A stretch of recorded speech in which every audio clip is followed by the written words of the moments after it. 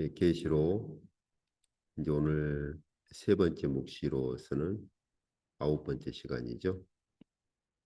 오늘은 오늘부터서 이번 주부터서 이제 천년왕국에 대한 이제 고찰을 시작할 겁니다.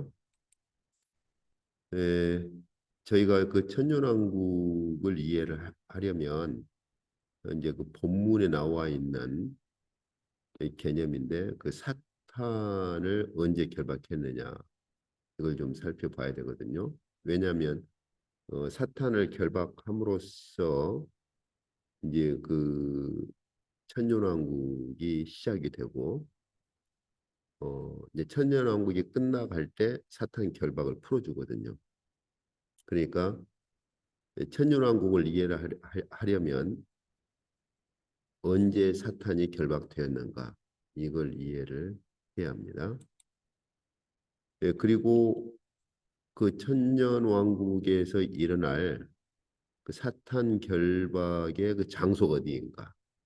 어디에다가 사탄을 결박했느냐 하는 거예요.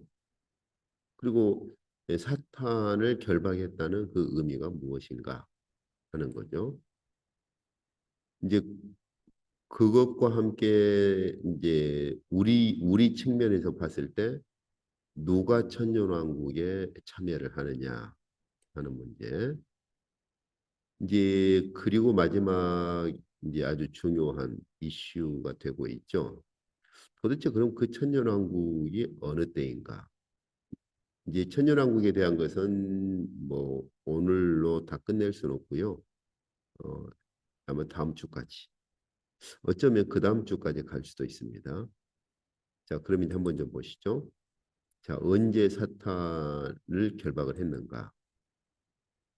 여기 계시록 20장 그 천년왕국 그러니까 이제 정확히 말하면 천년왕국이라는 단어는 안 나오고 천년 동안 통치를 어, 한다는 거죠. 천년 동안 사탄을 결박하고 주님께서 천년 동안 통치를 하신다. 이제 이렇게 나오는데 그래서 보통 천년 왕국이라 그런 표현을 쓰죠. 이제 그게 이제 계시록 20장에서만 유일하게 나오는 단어입니다.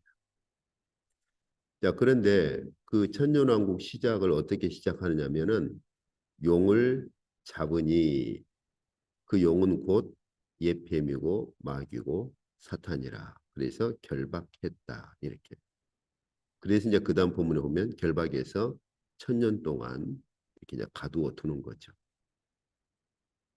이제 그래서 그 사탄을 언제 결박을 했느냐 이 결박 시기를 정확히 이해를 하려면 알고자 한다면 여기 본문에 하나님께서 그 사도 요한에게 묵시로 보여준 것을 사도 요한이 계시록에 기록할 때 두 가지 용어를 쓰거든요. 용을 잡는다라는 그러한 표현하고 결박해서 천년 동안 무저갱 속에다가 가두어 두는 거죠. 보통 저희가 이제 그 본문에 보면 잡아가지고 이렇게 잡아가지고 결박을 한다. 이런 표현은 이제 감옥에 가둘 때 쓰는 표현이기도 하고요. 이제 그냥 결박만 한다 그럴 때는 누군가를 체포하거나 그럴 때 쓰기도 하는데 대표적으로 이 마태복음 14장에 보면은 이제 세례 요한이 잡히는 사건을 말할 때 두 가지 동사를 결합해서 함께 쓰죠. 잡아가지고 세례 요한을 잡아가지고 결박해서 목에 가두었다는 것이죠. 그런데 이런 그 사람 말고 사람을 잡아서 묶어가지고 감옥에다 집어넣는 것 말고 영적인 존재를 잡아서 결박한다. 이 표현은 계시록하고 마태복음 딱 두 군데만 나옵니다. 한번 생각해 보세요. 영적인 존재를 사람이라면 잡아가지고 이제 오늘날 같은 뭐 수갑으로 결박을 한다든지 옛날 같으면 줄로 뭐 손을 결박을 하겠죠. 그런데 영적인 존재를 잡아가지고 결박한다. 할 수 있나요? 영적인 존재는 잡아서 결박할 수가 없죠. 물리적으로 불가능하죠. 예, 그런데 주님께서 그 마태복음 12장에 보면은 바리새인들이 주님께서 귀신을 쫓아내고 할 때 예, 바알세불, 바알세불의 세력을 그 파워를 힘입어 가지고 이렇게 귀신을 쫓아내는 것이다라고 할 때 주님께서 하신 말씀이 있죠. 내가 만약 바알세불의 어떤 그 세력을 힘입어서 귀신을 쫓아내면 한마디로 쉽게 말해서 서로 간에 분쟁을 일으키는 것 아니냐. 쉽게 말하면 반란이죠, 반란. 그죠? 그래서 주님께서 사탄을 쫓아내시는 주님의 그 사역의 의미를 비유를 들어서 말씀하실 때, 자, 지금 이 표현을 쓴 거거든요. 가령 어떤 사람이 집에 들어가서 그 집에 있는 것을 이렇게 강탈을 하고자 한다면 사람이 먼저 이제 강한 자라는 표현을 썼는데요. 사람이 먼저 그 집 주인을 그 강한 자를 결박을 먼저 해야 그 집에 있는 걸 강탈하지 않겠냐, 빼내오지 않겠냐 그 말. 그렇죠? 제가 만약 어떤 집에 가서 그 집에 있는 물건을 이렇게 강탈을 하려고 한다면 그 집 주인을 먼저 결박을 해야겠죠. 그래야 그 집에 있는 물건을 강탈을 할 수 있겠죠. 왜 주님께서 이 비유를 말씀하셨어요? 지금 이 귀신 들린 사람은 누구의 소유물이었어요? 사탄의 소유물이었다는 거죠. 그런데 그 사람에게서 사탄을 쫓아낸다고 하는 건 뭐예요? 사탄의 소유물로부터 그 사람을 끄집어 내온 거라는 거죠. 그렇다면 귀신 들린 이 사람은 한마디로 사탄의 소유물인데 사탄의 소유물로부터 그 귀신 들린 사람을 끄집어 내왔다는 말은 무슨 말이냐? 그 사탄을 결박했기 때문에 가능한 것이다. 그 말이에요. 이때 주님께서 이 표현을 쓰시는 거예요. 그러니까 주님께서 이 땅에 오셔서 귀신 들린 자로부터 귀신을 쫓아내심으로써 보여주시는 것은 결국 무엇을 보여주고자 하시는 거냐? 주님이 사탄을 결박했다는 걸 보여주고자 하신다는 거예요. 만약 주님이 그 사탄을 결박하지 못했다면 어떻게 그 사탄의 소유물인 그 사람을 사탄으로부터 끄집어 내올 수 있겠느냐 하는 말이죠. 그러니까 주님께서 귀신을 쫓아내시고서 어, 이렇게 비웃는 바리새인들, 이의를 제기하는 바리새인들, 귀신의 파워를 이용해 가지고 귀신을 쫓아낸다. 이렇게 말도 안 되는 예, 그러한 이의를 제기하는 바리새인들에게 바로 내가 이 사람을 귀신의 소유물로부터 끄집어 내온 것은 이미 귀신을 내가 결박한 것이다. 사탄을 결박한 것이다.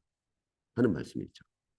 그러니까 계시록의 이 표현과 주님께서 말씀하신 이 표현이 거의 정확하게 일치하는 본문이 계시록의 이 말씀과 마태복음에 있는 이 말씀입니다. 그런데 이제 문자적으로는 일치하지 않지만 의미상 같은 이런 의미가 같은 그런 본문은 바울도 그 표현을 쓰고 있죠.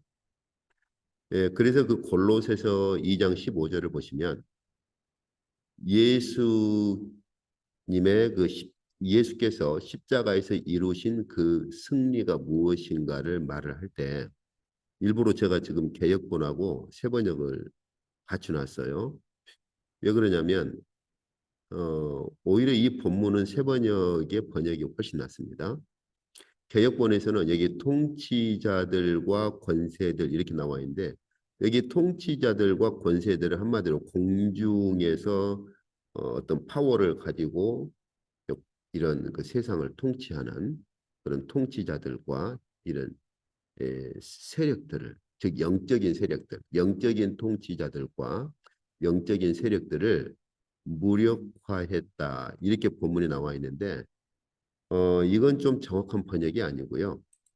여기 세번역 번역이 훨씬 낫습니다. 무장 해제를 시켰다. 예, 이제 disarm이라 해가지고 무력화했다라는 번역은 정확한 번역이 아니고 무장 해제를 시켜버렸다는 거예요. 여기 무장 해제 시켰다는 말은 무슨 말이죠?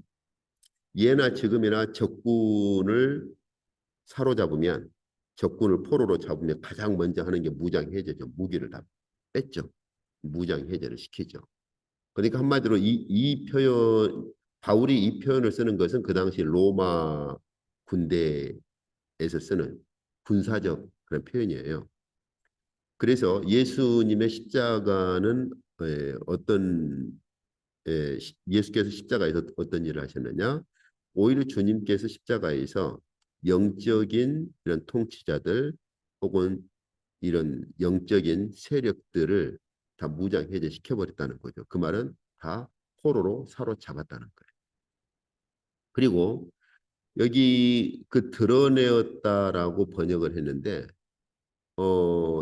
여기 무력화했다는 말은 무장 해제시켰다라는 말이 더 정확하고요. 그리고 드러내었다라는 표현을 쓰는데 어, 이, 이렇게 하면은 원래 의미가 안 살아나요. 이것은 이 번역이 가장 낫습니다. 그 드러내었다는 말이 무슨 뜻이냐? 상대방을 포로로 잡아가지고 끌고 가죠. 이제 로마로 끌고 가요. 그러면은 이제 로마 시내에 들어가면 그 로마의 그 개선 행진을 할 때 포로들을 앞에다가 쭉 세워가지고 개선 행진을 합니다.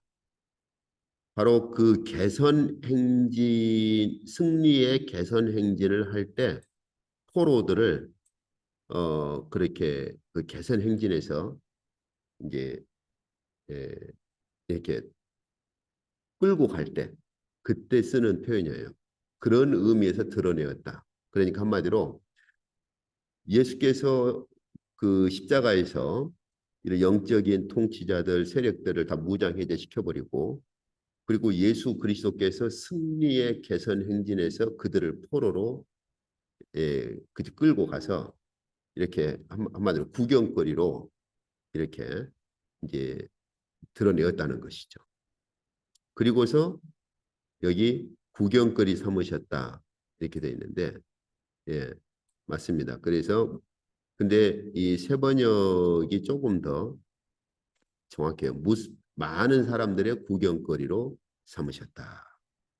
이렇게 이제 그 이런 바울이 지금 이 표현을 쓰는 것은 그 당시에 이제 로마 이 군사 그 당시에 로마 군사적인 이제 표현을 가져와서 이렇게 쓰는 거예요. 좀 이따 제가 그 그림을 하나 보여드릴게요. 이거거든요. 그러니까 로마 군인들이 적군을 정복했을 때 먼저 무장해제시키고 그다음 두 번째 에, 완전히 그 무장해제시킨 포로들을 묶어가지고 개선 행진 때 로마 시가지에서 개선 행진할 때 포로들을 이렇게 끌고 와가지고 이제 이 사람들은 많은 사람들이 이제 로마 시민들이 막 서가지고 심지어 이제 아마 영화 같은 거 아마 보신 적 있을 거예요. 예, 그래서 뭐 침도 뱉기도 하고 뭐 던지기도 하고 야유를 하죠. 그게 이제 여기 이제 쓰리암 뷰오라는 그리스 동사인데 여기서 영어에 이제 트라이엄프가 나온 거예요. 그러니까 한마디로 개선 행진 시가지의 포로들을 끌고 가서 이 포로들을 사람들에게 구경거리로 이렇게 사람들에게 보여주고 구경거리로 삼았다는 거죠. 예. 그래서 이 표현에서 볼 수 있듯이 예, 이런 공개적으로 예, 그렇게 사람들에게 보여주고 그렇게 했다는 것이죠. 그러니까 여기서 정확한 이 번역은 영적인 세력들을 에, 그들이 가진 모든 무기들을 뺏고 무장해제 시켜가지고 영적인 세력들을 예수 그리스도께서 십자가에서 승리하신 그 십자가의 그 개선 행진의 포로로 내세웠고 그리고 많은 사람들의 구경거리가 되도록 그렇게 했다는 것이죠. 바울이 지금 그 이러한 이 동사를요 또 쓰는 곳이 한 군데 있습니다. 고린도 이 골로새서만이 아니라 고린도 후서에 보면은 항상 우리를 그리스도 안에서 이기게 하시고 본문에 이렇게 개역 성경에서 이렇게 번역을 했는데 이게 지금 이것도 사실은 지금 이 여기에 보시면 개선 행진의 포로로 내세웠다라는 그러한 같은 동사거든요. 근데 여기서 이기게 하시고 또 이렇게 번역을 했어요. 근데 오히려 새 번역이 훨씬 더 정확합니다. 그리스도의 개선 행렬에 우리를 언제나 참가시켰다. 이 말은 무슨 말이냐? 바울이 고린도 교회에 이 골로새 교회나 고린도 교회에 예수 그리스도께서는 십자가로 이미 영적인 존재들을 사로잡고 그들을 이미 정복을 했다는 것이죠. 그래서 예수께서 십자가에서 그 영적인 존재들을 이미 포로로 사로잡고 정복을 해서 예수 그리스도의 승리의 그 개선에 그들을 영적인 그런 세력들 아주 구경거리로 그렇게 삼았다는 거예요. 그래서 고린도후서에서는 바로 이제는 우리가 그 그리스도의 승리의 개선 행진에 우리가 참여할 수 있게 되었다는 거예요.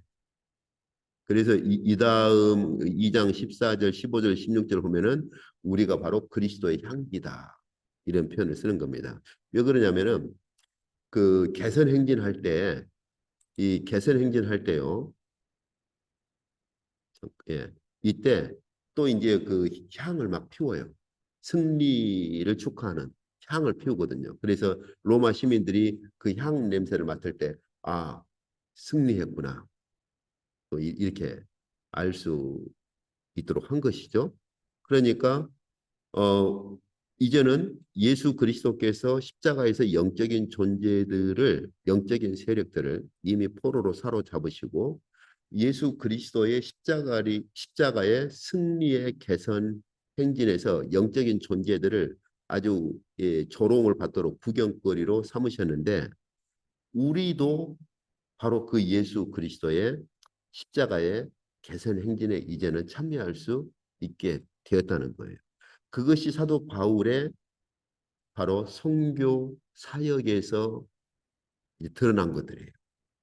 그러니까 그 바울의 선교 사역 보면은 귀신 들린 자를 해방하기도 하고 바울이 그 승리의 복음을 가지고 감으로써 그 선교지에서 그리스도의 승리의 복음이 전파되고 그럼으로써 결국 여기 2장 14, 16, 15절, 16절 보면은 바울은 예수 그리스도께서 승리하셨다는 그리스도의 승리의 개선 행렬에서 바울은 바로 그리스도의 승리의 향을 선교지마다 이렇게 마치 그 향을 피우는 것과 같고 바로 그리스도의 향기가 이제 향기로 번역을 했는데 음, 향에서 향이 피워져서 맡을 수 있는 냄새가 향기로 번역을 할 수 있는지 모르겠어요.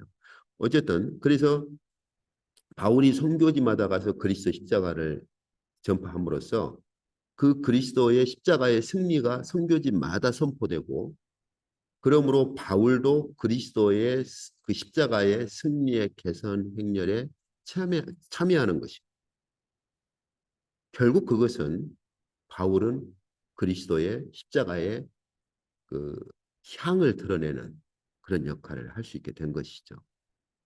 그러므로서 바울은 바로 바울 자신이 그리스도의 향기가 될 수 있었다. 향을 피우는 역할을 할 수 있었고 승리의 향을 그렇게 피우는 그런 역할을 할 수 있었다는 것이죠.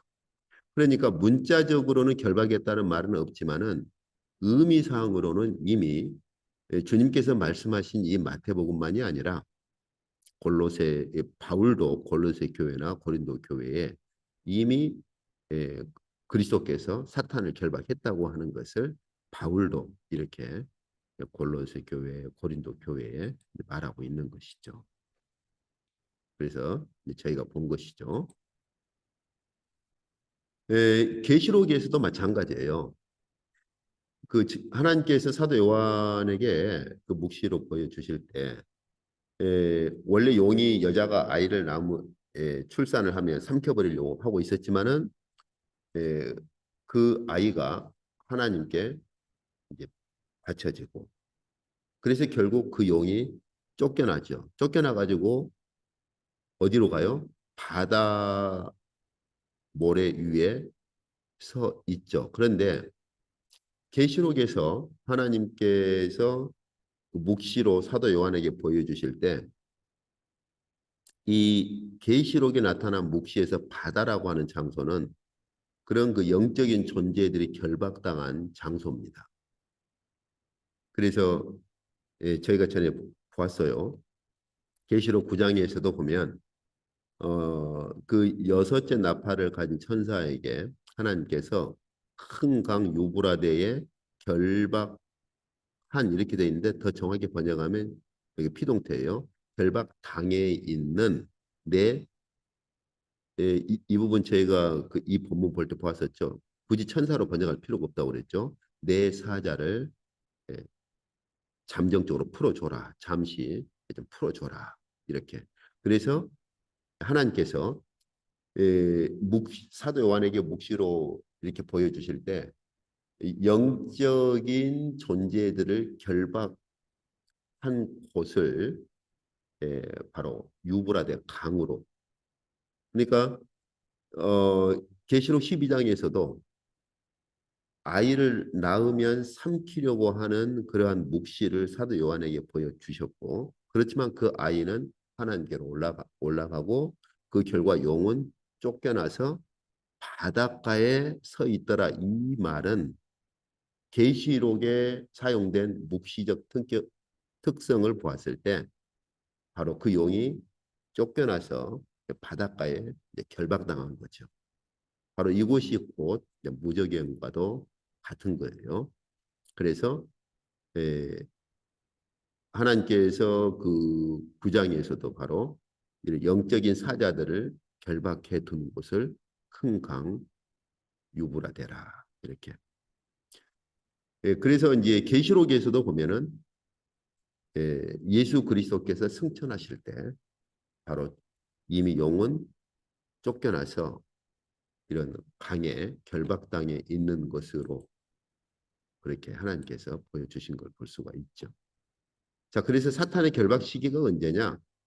바로 그리스도께서 오심으로 바로 사탄의 결박 시기가 이미 시작됐고 결정적인 결박은 예수 그리스도의 부활과 승천하심으로 사탄은 결박당한 것이다. 이렇게 말할 수 있죠. 그렇다면 이제 저희가 다음에 보시겠지만 천년왕국의 시작은 사탄의 결박으로부터 시작되거든요. 그러면 저희는 천년왕국이 언제 시작되었다 이렇게 말할 수 언제부터 시작되었는가에 대해서 저희는 사탄이 결박됨으로 시작됐으니까 예수 그리스도께서 오셔가지고 부활하시고 승천하심으로 천년왕국이 시작되었다. 이렇게도 말할 수 있겠죠. 뭐 여기 천년설에 대해서는 제가 다음 시간에 볼 거예요. 우선은 천년설이라고 하는 학설에 집착하지 말고 성경 본문이 무엇을 말하는가. 그냥 성경 본문이 말하는 대로 그냥 자연스럽게 따라가는 것이 중요합니다. 자, 그러면 사탄이 결박된 장소와 의미가 도대체 사탄이 결박되었다는 의미가 무엇인가? 저희가 그 계시록 20장에 보면은 그 하나님께서 사도 요한에게 보여줄 때 쇠사슬로 용을 묶는 그런 그 묵시를 환상으로 보여주는데 그런 그 영적인 존재를 쇠사슬로 묶을 수 있어요? 안 되잖아요. 그렇다면 도대체 음, 그러니 사탄을 결박했다는 의미가 무엇이고, 그렇죠? 어떤 곳에 결박을 했다는 것인가? 이 장소와 의미, 이 두 가지를 조금 더 살펴보죠. 본문은 같습니다.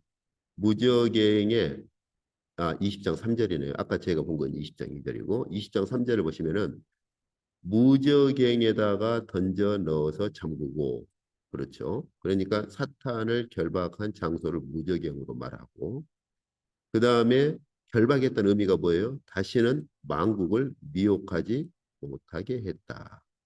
이렇게요. 아까 제가 말씀드린 대로 쇠사슬로 사탄을 결박할 수는 없잖아요. 그건 하나님께서 상징적으로 묵시에서 사도 요한에게 상징적으로 보여줄 때 그런 상징적인 묵시의 환상을 쓰신 거죠. 그런 상징적인 묵시 환상이 아니면 사탄이 결박당한 것을 뭘로 보여줄 수 있겠어요? 그죠? 안 되는 거예요. 그래서 그런 그 묵시에서 상징적인 환상을 가지고 그 사탄이 결박되었다고 하는 것을 표현하신 거고 의미상으로는 뭐예요? 만국을 미혹하지 못하게 했다. 그래서 사탄이 결박된 장소는 무저갱으로 우리가 볼 수 있고 결박되었다라고 하는 의미가 뭐냐? 그것은 바로 만국을 미혹할 수 없는 상태로 만드셨다는 거죠. 무저갱은 제가 몇 번 보았는데 누가복음에 있는 이 본문에서도 저희가 보았고요. 그리고 저희가 계시록 9장에도 보면은 무저갱이 등장하죠. 그래서 이 무저갱의 그 무저갱을 그 무저갱의 사자 다시 말하면 우리가 그 감옥에 보면은 감옥에서 간수 말고 또 감옥을 이렇게 주도하는 그죠? 감옥 안에서 여기 무저갱의 사자라고 하는 것은 한마디로 무저갱을 주관하는 그런 영적인 세력이 있어요. 그것이 바로 이름이 히브리어로는 아바돈, 그 다음에 그리스어로는 아폴리온. 이건 저희가 전에 이 구장 본문 보았을 때 의미를 다 살펴보고 있었죠. 어쨌든 그래서 이러한 무저갱, 그래서 제가 전에도 보았지만 이 무저갱은 마지막 최종적인 불못이 아니라고 그랬죠. 주님 재림하셔서 불못에 내 던지기 전까지 가두어 두는 장소다. 이렇게요. 그래서 저희가 이미 보았습니다만은 이 무저갱에서 이제 무슨 일이 생기느냐? 여기 이제 계시록 11장에 보여준 묵시를 보면은 이것도 종말에 대한 묵시였거든요. 하나님의 두 증인들이 증언을 마칠 때가 되면 이제 이 무저갱에 갇혀 있었던 이 짐승들이 무저갱으로부터 짐승이 올라와서 이제 하나님의 증인들을 죽이죠. 그렇죠. 그리고 계시록 17장에서도 저희가 이미 본 것처럼 마지막 그 무저갱에서 올라오는 마지막 짐승이 있어요. 적그리스도. 그러니까 여기 하나님의 증인들이 죽임을 당하는 그 마지막 때가 언제냐? 무저갱에서 짐승이 올라오는 그때입니다. 또 17장에서 볼 수 있는 것처럼 마지막 종말이 되면은 무저갱에서 마지막 짐승이 올라와요.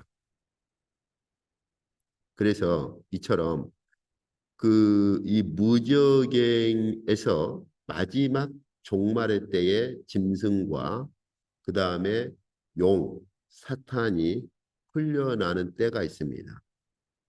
그때가 언제냐? 바로 천년왕국이 끝나갈 때죠.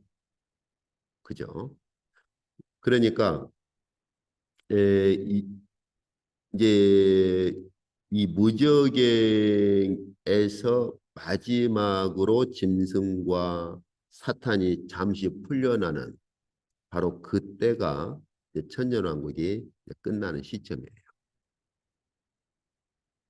이제 이 부분은 다음 주에 좀 더 자세히 보시죠. 그래서 계시록 1장과 20장 1절과 3절을 보시면 천사가 무저갱의 열쇠와 큰 쇠사슬을 가지고 와서 이 사탄 용을 쇠사슬로 묶어 가지고 무저갱에다가 이렇게 내 던져서 잠근다. 그 말은 무저갱이라는 감옥에다가 이제 가두어 두는 거예요. 자, 그래서 언제까지? 1000년 동안 임봉을 합니다. 그래서 천년이 찰 때까지는 만국을 미혹하지 못하게 해요.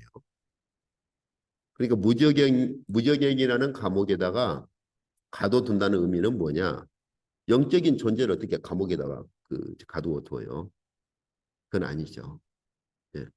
그래서 이 무적행이라고 하는 그 감옥에다가 영적인 존재를 집어 넣어두고 이 가둠으로써 만국을 미혹하지 못하게 합니다.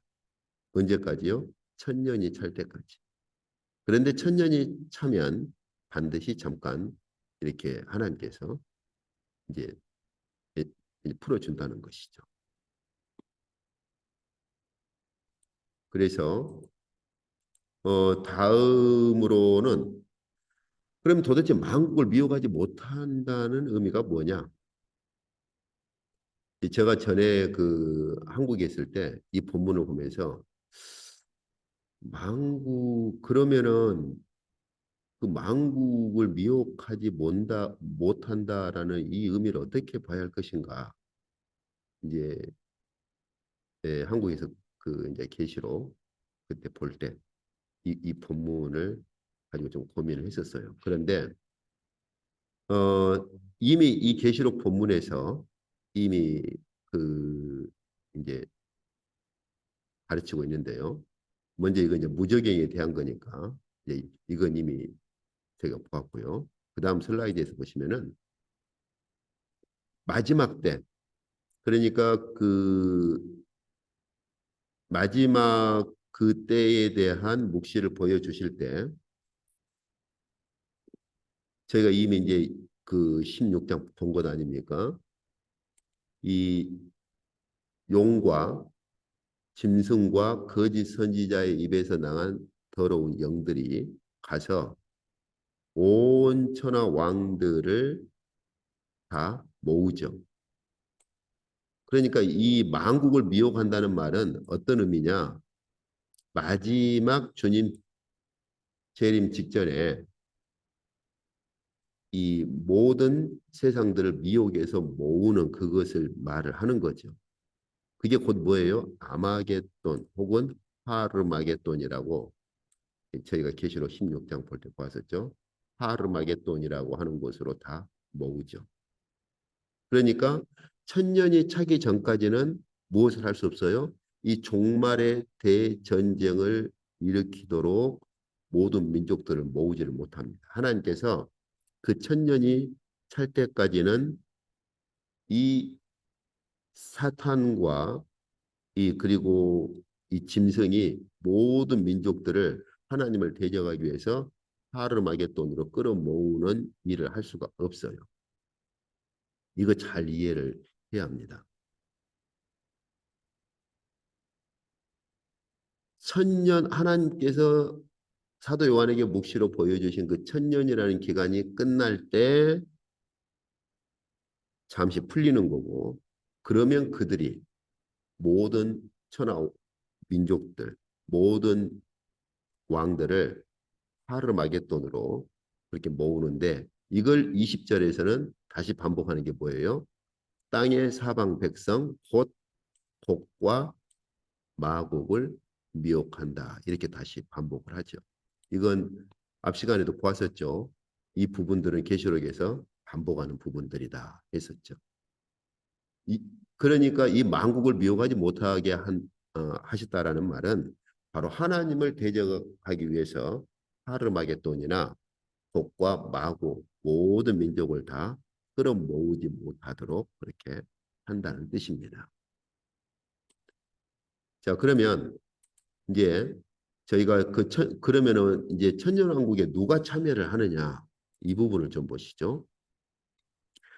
계시록 20장 4절에 보면은 여기 예수를 증언함과 하나님 말씀 때문에 목배임을 당한 자들의 영혼들, 그렇죠?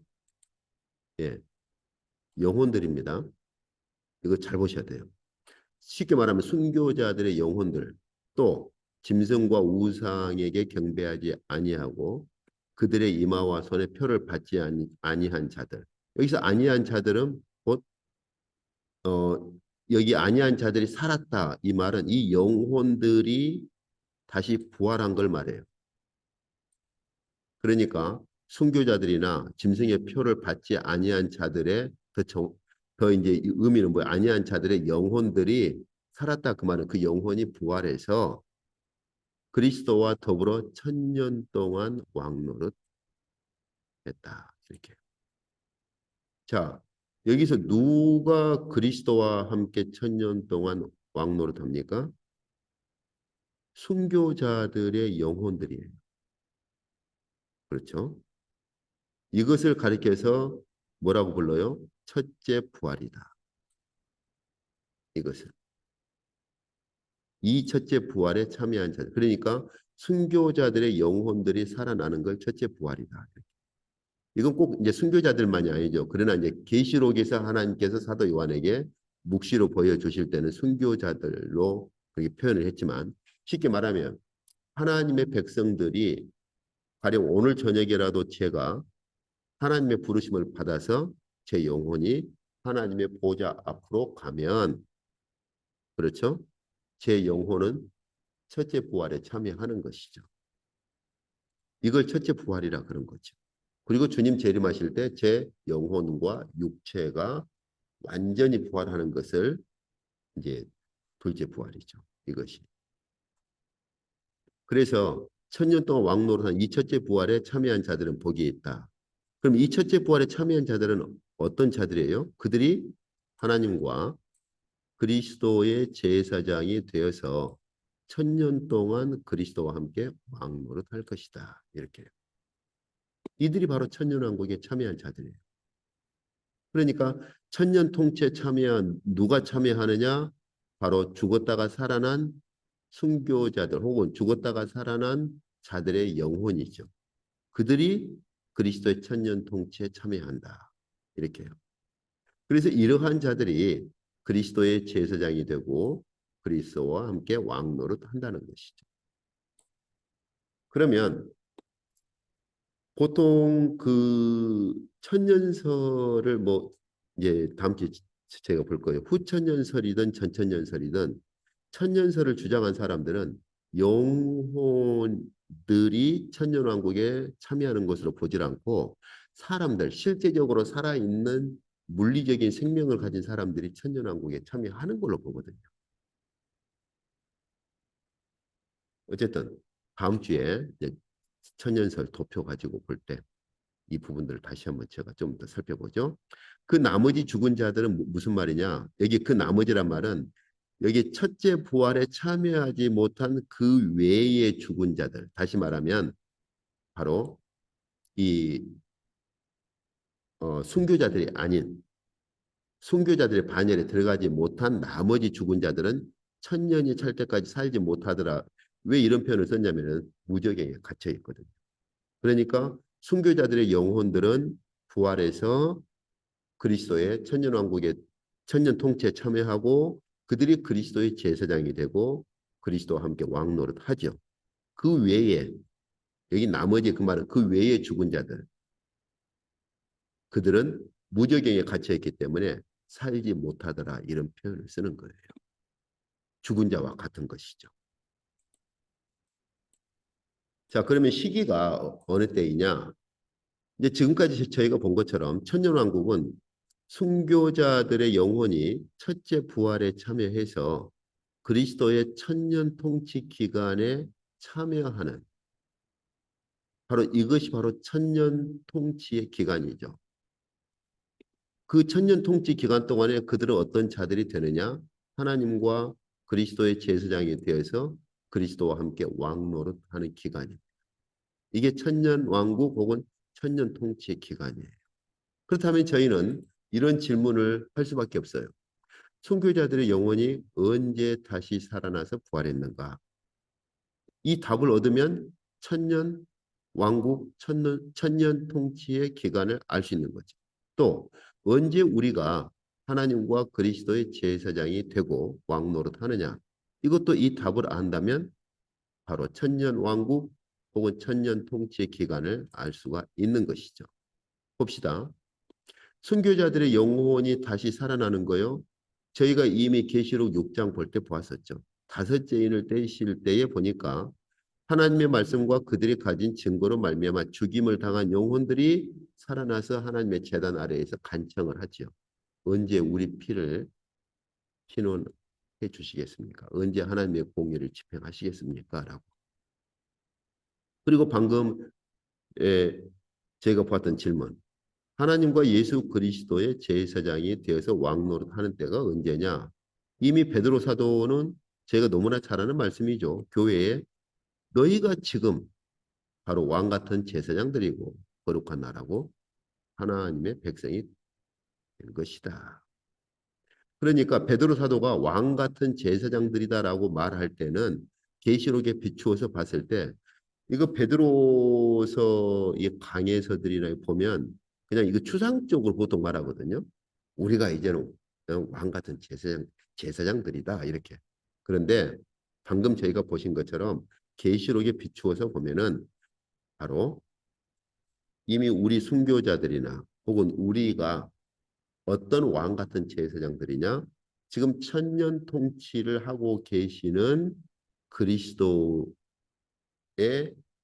그리스도와 함께하는 그래서 그리스도의 그 천년 통치에 참여하는 왕 같은 제사장들이다 그런 뜻이에요.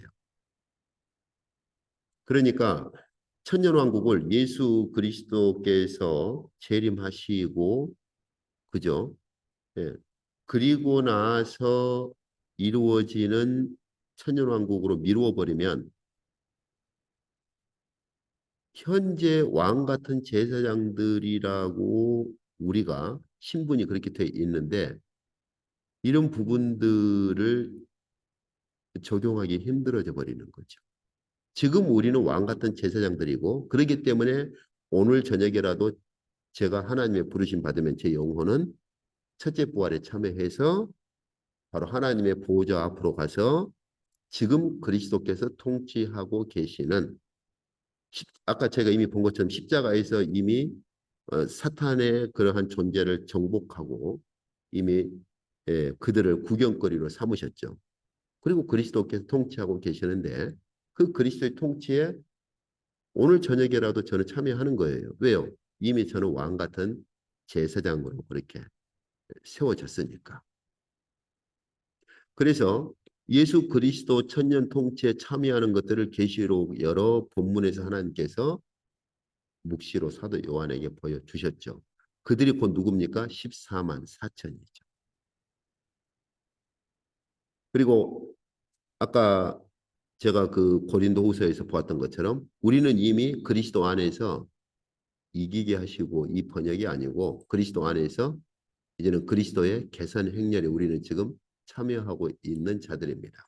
그렇기 때문에 우리의 그 목회가 되었던 우리의 선교가 되었던 모든 것들은 그리스도의 승리의 개선 행렬에 참여하는 것이고 그것을 교회나 선교지에 알리고 나타내는 것이어야 하는 거죠.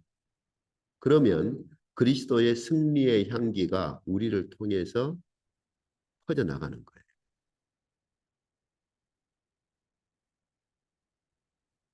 그리고 전에 저희가 계시록 11장에서 본 것처럼 일곱째 천사가 나팔을 불었을 때 바로 세상 나라가 우리 주와 그리스도의 나라가 되었다고 그리고 세세토록 왕노릇 하신다고. 이미 그리스도께서 오심으로 하나님 나라를 이미 시작하셨고 그리고 이제 재림하심으로 완성하실 거기 때문에 이렇게 천사가 선언을 하는 것이죠. 자, 그래서 이제 정리를 한번 해보시죠. 천년왕국이라고 하는 것은 사탄을 결박함으로 시작을 합니다. 그런데 언제 사탄이 결박됐어요? 이미 주님께서도 그렇고 사도 바울도 그렇고 주님께서 오셔서 성령으로 귀신을 몰아내셨다라고 하는 것은 사탄을 이미 결박했다는 걸 나타내시는 거다. 그렇죠?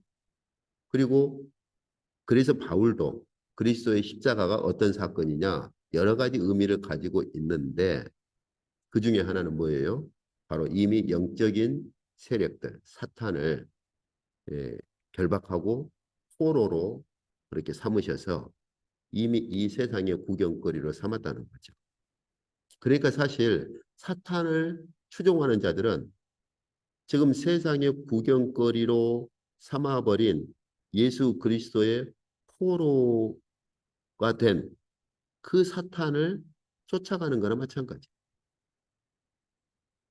그러나 이 사탄이라고 하는 영적인 존재들이 순순히 끌려가지 않죠. 베드로 사도의 말처럼 끌려가면서도 하나라도 더 집어삼키려고 우는 사자처럼 계속 미혹을 하면서 그리스도의 포로로 지금 살아가고 있죠. 무적행에 갇혀서. 영적인 존재니까. 그리고 이 천년왕국의 시작은 순교자들의 영혼의 부활로부터 이걸 바로 첫째 부활이라 그랬죠. 부활로부터 시작을 하는데 그렇다면 결국 영혼이 부활된 순교자들, 순교자들의 영혼이 부활해서 첫째 부활에 참여한 자들이 이미 그리스도의 천년 통치에 참여하고 있다라고 하는 본문을 저희가 계시록에서 보았잖아요. 그럼 언제 순교자들의 영혼이 부활했어요? 이미 부활했죠. 그렇다면 이미 부활한 순교자들의 영혼은 현재 그리스도의 천년 통치에 참여하고 있다라고 말할 수 있는 것이죠. 제가 이제 다음 시간에 보겠습니다만은 천년설을 본 사람들은 먼저 자기들이 천년설을 하나 정해요. 아, 난 무천년설이야. 어, 아, 난 전천년설이야. 나 전천년설이니까 이 본문을 이렇게 볼 거야. 난 무천년설이니까 이 본문을 이렇게 볼 거야. 이렇게 접근하는 경향들이 굉장히 많아요.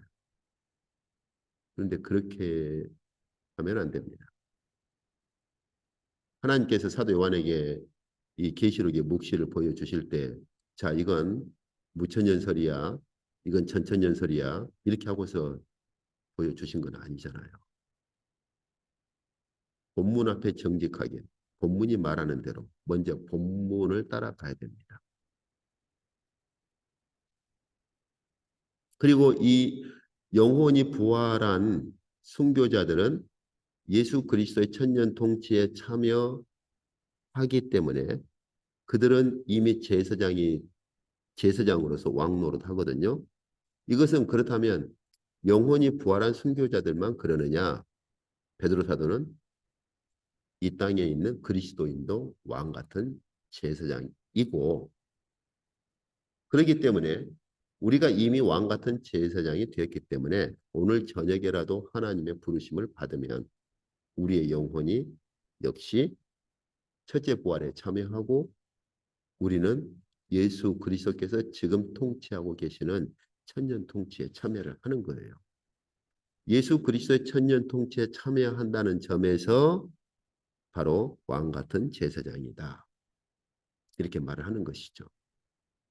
우리의 영혼이 하나님 품에 가기 전에도 첫째 부활에 참여하기 전에도 우리가 이 땅에서 살아가는 동안에도 우리는 이미 왕 같은 제사장으로 살아가고 있는 것이고 또 그렇게 살아야 하는 것이죠. 그러니까 우리의 삶이 어떤 삶인가 이걸 우리가 좀 살펴볼 필요가 있어요. 진지하게 생각을 하고 우리가 어떤 삶을 살고 있는가. 그래서 현재 그리스도의 천년 통치에 참여하고 있는 것이죠. 뭐 이걸 보고 아, 아이고 역시 무천년설 입장이네.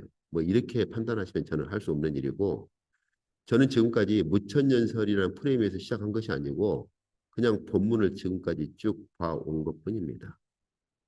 이게 다음에 아마 다음 주나 그 다음 주 되면 제가 천년설이 등장하는 역사적인 배경, 교부들로부터 교부 당시로부터 어떤 배경에서 어떻게 천년설이 등장을 했는가 하는 것도 살펴보려고 합니다. 네, 오늘 이쪽까지 하도록 하겠습니다.